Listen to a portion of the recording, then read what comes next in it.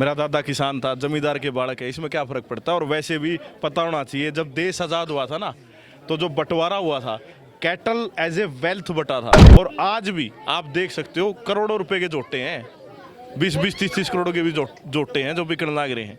तो ये क्या बुरी बात है। 10 MLA आ जाते हैं और राज बनाना होता है। एक तरफ कांग्रेस पार्टी ऑफर करती है हम चीफ मिनिस्टर बना देंगे, आ जाओ, दूसरी तरफ वो डिप्टी चीफ मिनिस्टर बन जाते हैं।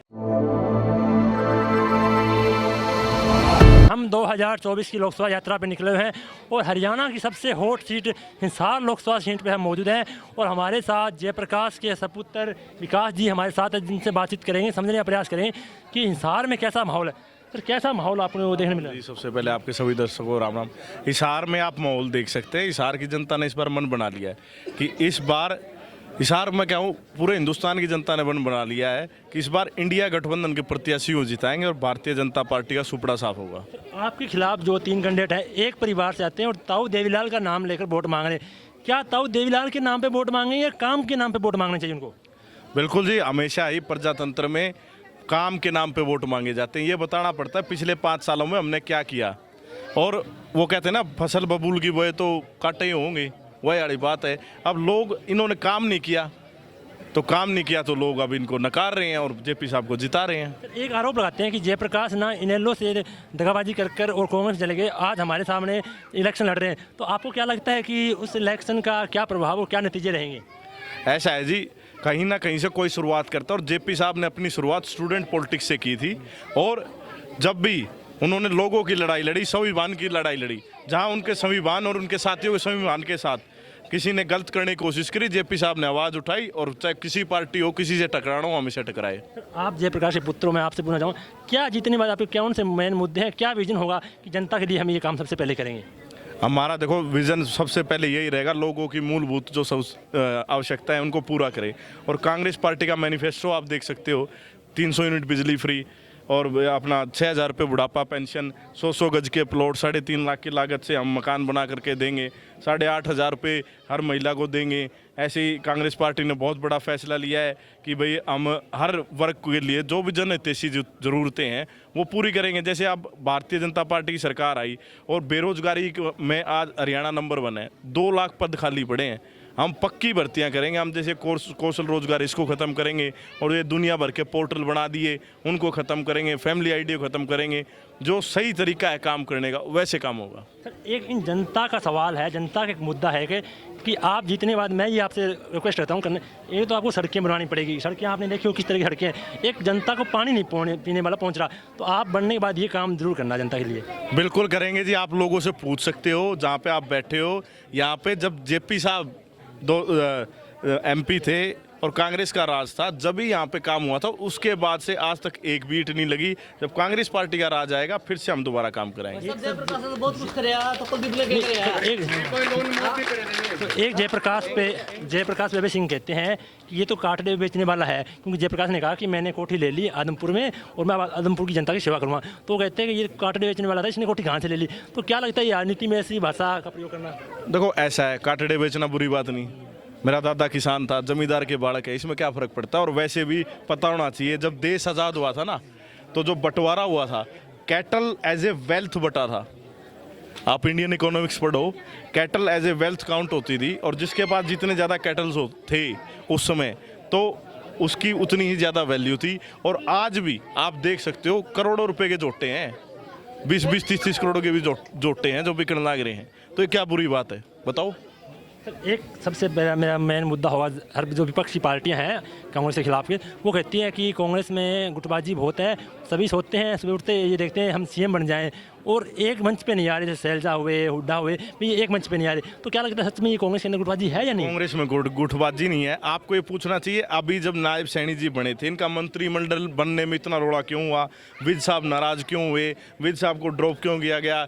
धनखड़ साहब क्यों नाराज हुए? ये तो बीजेपी वाले अपने ही बताएं, हम क्या बता सकें इसमें। एक मुद्दा हो रहा है कि कांग्रेस है वो बीजेपी की बी टीम है, हुड्डा मतलब बीजेपी की बी टीम है। तो क्या लोगों को गुमराह करने जा रहा है या सच में बी टीम है या नहीं है?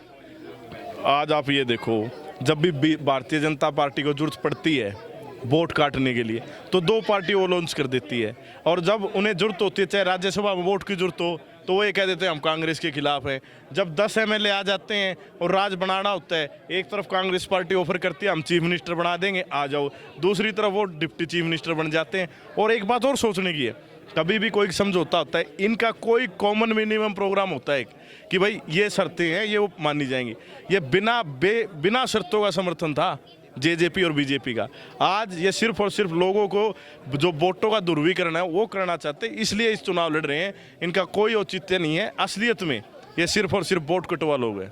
आपने बात की डिप्टी सीएम की, उनके कार्यकर्ताओं का उनका एक बयान आया कि जो जेपी है जयप्रकाश सिंह वह गुंडागर्दी कराता है और चनेना पे जो पीछे हमला हुआ कि जयप्रकाश ने खाया, तो क्या जयप्रकाश का हाथ था या जयप्रकाश का कुछ इसमें कुछ लेना देना? इसमें जेपी साहब का क्या लेना देना है? सर वो आरोप लगाते हैं। उनके आरोप इसलिए लगाते हैं क्योंकि वो हताश और निराश हो चुके हैं। उन्हें ये पता है कि भाई उनके खिलाफ तो चुनाव बीजेपी भी लड़ रही है और ये INLD भी लड़ रही है। जेपी साहब का इसलिए नाम लेते हैं क्योंकि उन्हें ये पता है जेपी साहब चुनाव जीत रहे हैं। वो कहते हैं ना खिसियानी बिल्ली खंबा नोचे, वो वाली बात है।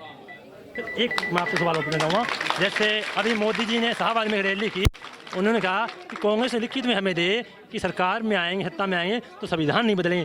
क्या कांग्रेस संविधान बदलना चाहती है या भारतीय जनता पार्टी संविधान बदलना चाहती है? क्यों जनता को गुमराह किया जा रहा है? असल में क्या बात है, कौन संविधान बदलना चाहता है? असलियत में तो जो संविधान बनाया था वो कॉन्स्टिट्यूएंट असेंबली बनी थी और कांग्रेस के लोग थे, बाबा साहब अम्बेडकर से बहुत बड़ी बड़ी हस्तियां थी उसमें। मगर भारतीय जनता पार्टी ने जब भी अपोज किया था इसको, आज भी वो बदलना चाहते हैं। ये मैं नहीं, ये उनके जो कैंडिडेट्स हैं राजस्थान के, उनने अपने भाषणों में कही है कि हम संविधान बदल देंगे। कांग्रेस ने हमेशा ये कही है कि संविधान सर्वोपरि है, हम संविधान बचाएंगे। और एक बार फिर मैं आप सबसे और आपके सभी चैनल के दर्शकों से और अपने हिसार की जनता से वोटों की अपील करता हूं, कांग्रेस पार्टी को इस बार ज़्यादा से ज़्यादा वोट दे, अपने भविष्य को बचाने के लिए वोट दे।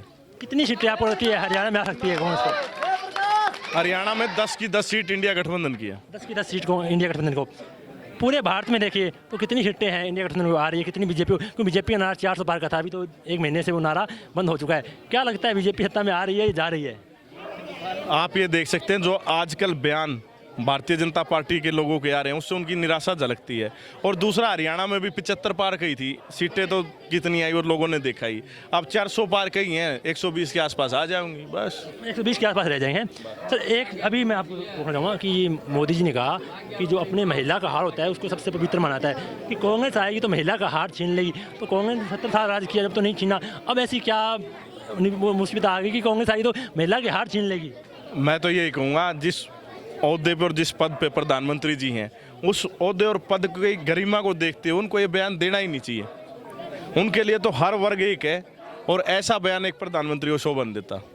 ये हमारे साथ थे जयप्रकाश के पुत्र विकास जी, जिनसे हमने बात की और समझने का प्रयास किया कि आदमपुर और लोकसभा का जो सीट है यहाँ का कैसा माहौल है और क्या हमने जो सवाल किए हैं इनके इन्होंने जवाब दिए। आपको कैसे लगते हैं कमेंट बॉक्स में जरूर बताएं। वीडियो लाइक और शेयर कीजिए, चैनल को सब्सक्राइब और फॉलो कीजिए। धन्यवाद।